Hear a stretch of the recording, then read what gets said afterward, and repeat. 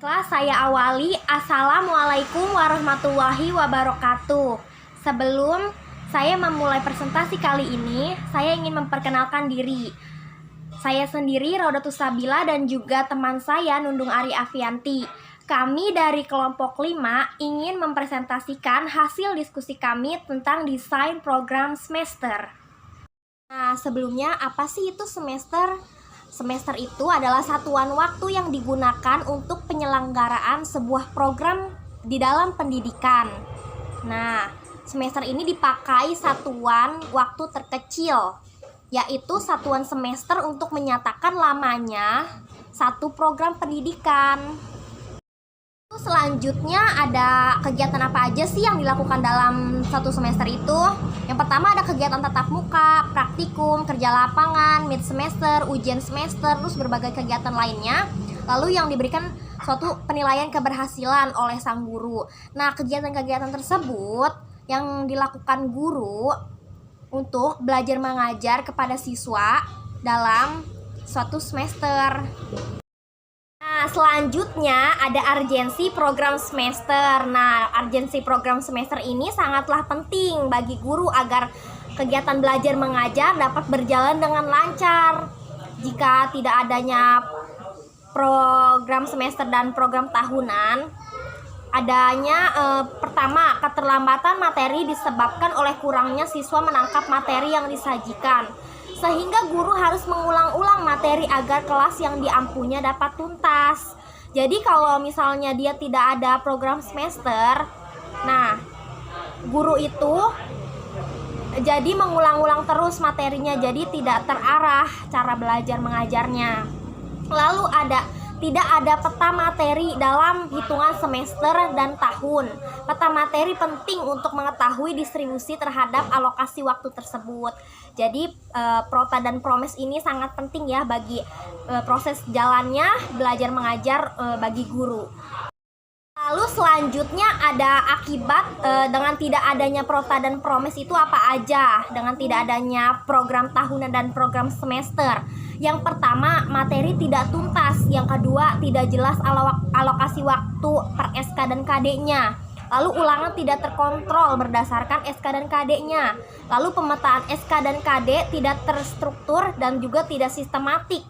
Selanjutnya pembagian materi per semester juga tidak jelas dan lain sebagainya. Selanjutnya ada unsur-unsur di dalam promes. Ada apa aja? Yang pertama ada tujuan, lalu pokok bahasan, juga evaluasi pengajaran dan juga waktu.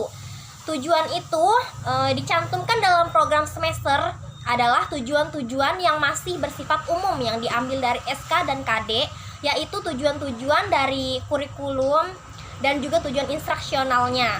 Nah, ada pokok bahasan merupakan judul materi yang akan dipelajari atau diajarkan dalam satu caturulan yang bersangkutan. Nah, perencanaan pembelajaran menyusun pokok bahasan dan sub pokok bahasan dalam satu semester dengan memperhitungkan bahwa pokok bahasan tersebut. Nah, selanjutnya akan dilanjutkan oleh teman saya. Selanjutnya saya Nundung Arya Fianti akan menjelaskan tentang unsur-unsur program semester yang ketiga dan yang keempat. Yang ketiga ada evaluasi pengajaran. Nah, dalam program semester hendaknya dicantumkan kegiatan-kegiatan evaluasi yang dilaksanakan di luar masing-masing pokok bahasan seperti evaluasi dan tes sumatif. Nah, evaluasi di sini digunakan untuk mengetahui tingkat pencapaian tujuan pendidikan yang telah ditetapkan. Evaluasi juga digunakan untuk memperbaiki bahan ataupun juga metode dalam pengajaran. Yang keempat ada waktu. Nah, waktu untuk setiap pokok bahasan atau kegiatan evaluasi dalam semester yang bersangkutan perlu dicantumkan jumlah waktu yang dialokasikan sehingga dapat diketahui sejak awal apakah program semester tersebut yang telah dibuat dapat diselesaikan tepat pada waktunya. Selanjutnya langkah-langkah penyusunan program semester. Nah, ada langkah-langkah yang harus diperhatikan dalam menyusun program semester.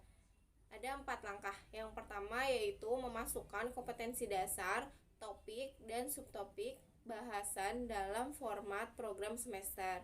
Terus yang kedua, ada menentukan jumlah jam pada setiap kolom minggu dan jumlah tatap muka per minggu untuk mata pelajaran.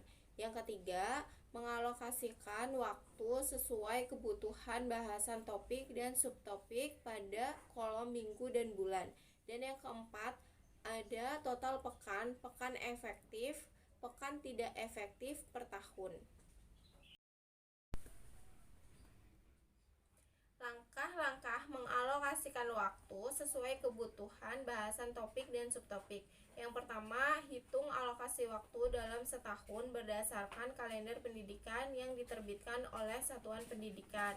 Terus yang kedua, ada hitung alokasi waktu per semester. Yang ketiga, langkahnya menentukan jumlah jam efektif per semester. Dan yang keempat, distribusi alokasi waktu.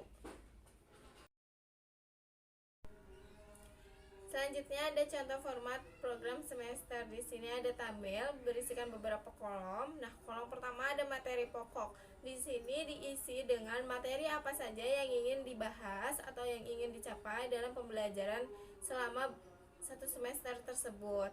Nah, terus dari kolom kedua ada standar kompetensi dan kompetensi dasar. Di sini diisi dengan standar kompetensi atau kompetensi dasar yang ingin dicapai. Terus di kolom ketiga ada alokasi waktu. Nah, di sini ditentukan untuk alokasi waktunya dalam setiap jam pelajaran untuk mencapai standar kompetensi dan kompetensi dasar tersebut. Nah, di kolom-kolom berikutnya ada untuk pengisian selama per bulan dan per minggu. Di sini juga ada cara pengisian format program semester. Yang pertama, tentukan standar kompetensi yang ingin dicapai. Terus yang kedua, lihat program tahunan yang telah disusun untuk menentukan alokasi waktu atau jumlah jam pelajaran setiap standar kompetensi dan kompetensi dasar. Nah, terus yang ketiga, tentukan pada bulan dan minggu beberapa proses. Maksudnya tentukan pada bulan dan minggu keberapa proses pembelajaran kompetensi dasar dilakukan. Selanjutnya ada manfaat program semester. Nah, dalam program semester ini banyak sekali manfaat yang kita dapat. Pertama, ada mempermudah seorang guru dalam proses pembelajaran selama satu semester. Terus yang kedua, sebagai petunjuk arah kegiatan dalam mencapai tujuan pembelajaran yang dilakukan. Yang ketiga, sebagai pola dasar dalam mengatur tugas dan wewenang bagi setiap unsur yang terlibat dalam kegiatan pembelajaran. Yang keempat, sebagai pedoman kerja bagi setiap unsur, baik guru maupun murid. Terus yang kelima, ada sebagai alat ukur keefektifan suatu proses pembelajaran sehingga setiap saat dapat diketahui ketepatan atau kelambatan dalam kerja. Terus yang keenam, ada untuk bahan penyusunan data agar terjadi keseimbangan kerja. Terus yang ketujuh, manfaatnya untuk menghemat waktu, tenaga, alat-alat, serta biaya. Sekian presentasi dari kelompok kami, kurang lebihnya mohon maaf. Terima kasih atas perhatiannya. Wassalamualaikum warahmatullahi wabarakatuh.